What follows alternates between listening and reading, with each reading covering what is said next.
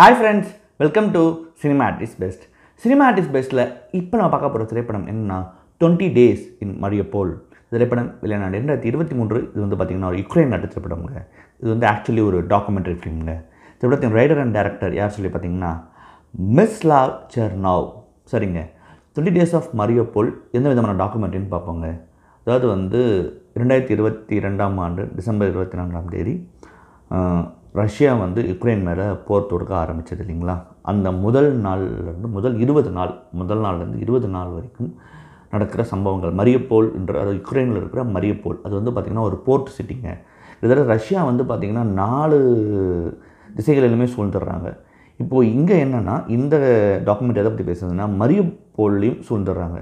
இப்போது இந்த 20 நாள் மரியப்போலில் என்ன மாதிரி பிரச்சனைகள் வந்து நடந்துக்கிட்டே இருக்குது, அதை வந்து ஒரு ஜேர்னலிஸ்ட் வந்து எப்படி ஷூட் பண்ணி எப்படி வந்து இதை வந்து உலகத்துக்கு கொண்டு வந்தார் அப்படின்றது தான் இந்த ஒட்டுமொத்த டாக்குமெண்ட்ரிங்க.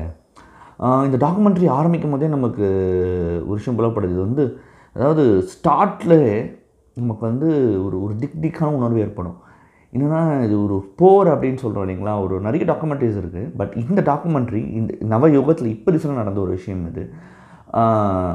அதாவது அந்த ஆரம்பமே நமக்கு ஒரு விஷயம் ஒரு திக் உணர்வு ஏற்படுத்துது. என்ன ஆகும், என்ன அது எடுத்தோன்னு இப்படி அடிக்கிறானுங்க, பல பேர் இப்படி ஆகிறாங்களே அப்படின்னு உணர்வு ஏற்படுத்துது. அதுலேயே இது முதல் வெற்றி கண்டு அந்த டாக்குமெண்ட்ரி நமக்கு ஈஸியாக ஜெல்லாக முடியுது. டாக்குமெண்ட்ரி உள்ள இந்த டாக்குமெண்ட்ரி ஒரு தரத்தில் போக போக போக எந்த மாதிரி கொடுமைகள் அந்த மனிதர்கள் அந்த மக்கள் சந்தித்தாங்க அப்படின்றது அந்த டாக்குமெண்ட்ரி விளக்கிட்டே இருக்குது.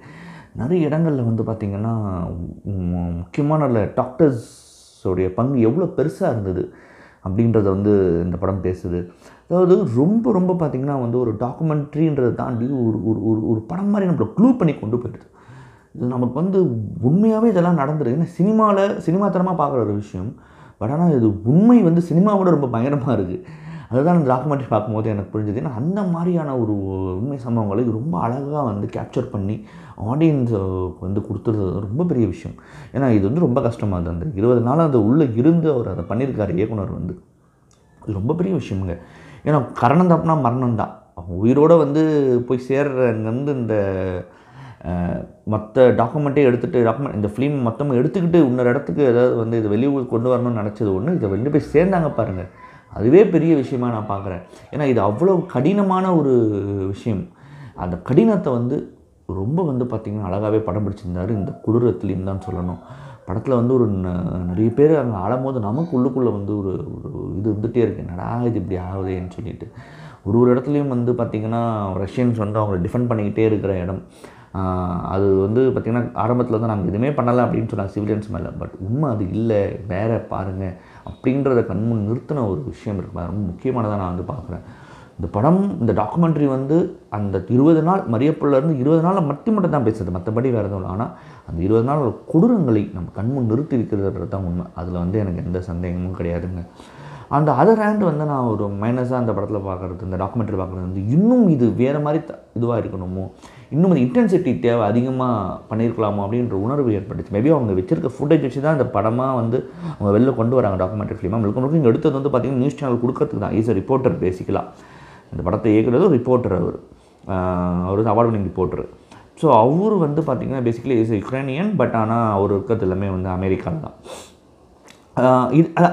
அதாவது இதில் வந்து என்னென்னா ஒரு இன்டென்சிட்டியை இன்னும் கேப்சர் பண்ணியிருக்கலாமோ, இன்டென்சிட்டியாக இந்த டாக்குமெண்ட்ரி இன்டென்சிட்டியாக கொண்டு போயிருக்கலாமோ அப்படின்னு தோணுச்சு. மேபி கேப்சர் பண்ணதெல்லாம் ஒரு மேட்டர், பட் மற்றதெல்லாம் கொஞ்சம் சேர்த்து மற்ற மாதிரியான விஷயங்கள் அந்த இடத்துல மற்ற தலைவர்கள் என்னென்ன பேசுனாங்க, என்னென்ன இது பண்ணாங்க எல்லாத்தையும் கொஞ்சம் கொண்டு வந்து ஒரு உலகம் ஃபுல்லாக எந்த மாதிரி இந்த பார்வையில் இந்த வார் பார்க்கப்பட்டுச்சு அந்த மாதிரி விஷயங்கள்லாம் கொண்டு வந்தால் இன்னும் நல்லா இருந்திருக்கும். பட் இதை மட்டுமே ஃபோக்கஸ் பண்ணி கொண்டு போயிட்டாங்க. அதில் அவங்க வெற்றி அடைஞ்சிருக்காங்க. பட் ஆனால் ஒரு இன்ட்ரெஸ்டிங்கிறத தாண்டி இன்னும் ஒரு பொலிட்டிக்கலாக இதெல்லாம் பண்ணியிருந்தாங்கன்னா இது இன்னும் வேறு ஒரு தளத்தில் மேய்க்கிற டாக்குமெண்ட்ரியாக இருந்திருக்குன்றது தான் என்னோடய கருத்துங்க.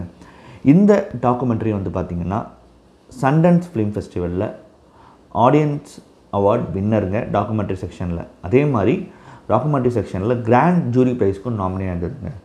இந்த டாக்குமெண்ட்ரி ஓவராலாக 8 wins and 21 நாமினேஷன் இருக்குங்க. டெஃபினட்டாக நீங்கள் 20 Days in Mariupol டாக்குமெண்ட்ரி பாருங்கள். ஒரு நல்ல டாக்குமெண்ட்ரி பார்த்த திருப்தி உங்களுக்கு கண்டிப்பாக இருக்கும், சந்தேகம் இல்லைங்க. மறுபடியும் தரமான உலக சினிமாவடியோ இல்லை ரீஜனல் சினிமாவடியோ இல்லை ஷார்ட் ஃபிலிமோடையோ சந்திக்கிறேன். நன்றி, வணக்கம்.